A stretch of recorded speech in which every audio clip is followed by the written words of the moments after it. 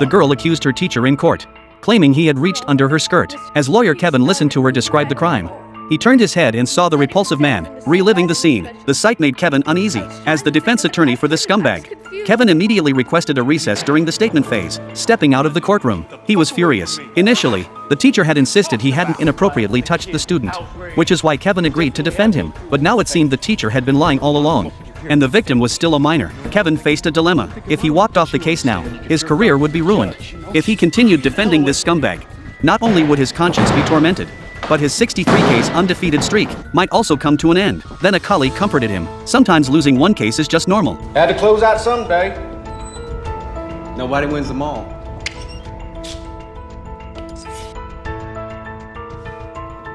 Back in court, Kevin was uncharacteristically stern. He sternly questioned the girl, "Have you ever been kept after class by other teachers?" She nodded yes. Then he produced her classroom prank, a crude sketch of the scumbag labeled Super Pig. He pressed further, "Have you played sexual fantasy games with classmates?" After hesitating, she finally admitted yes. Kevin had achieved his goal. The girl admitted she intensely disliked the defendant. Therefore, her accusation of inappropriate touching was likely driven by hatred, combined with the games they played, leading to a made-up story. Though the girl's behavior seemed bold, it held no logical flaws. Moreover, all testimony came solely from the child's account, with no third-party witnesses to corroborate it. Ultimately, the judge could only acquit the defendant. Thus, Kevin's undefeated streak not only remained intact, but was extended. Afterward, the group celebrated their victory at a bar, knowing the fee was dirty.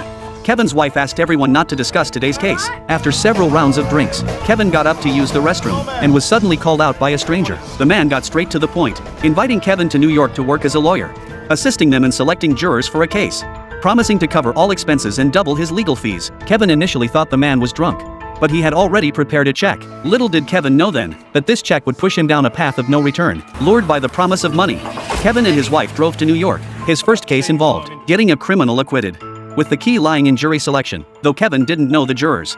After brief observation, he demanded replacements for jurors number 4 and number 6. He was certain number 4 was cynical and bitter, while number 6 had emotional scars and psychological issues. How the hell do you know that?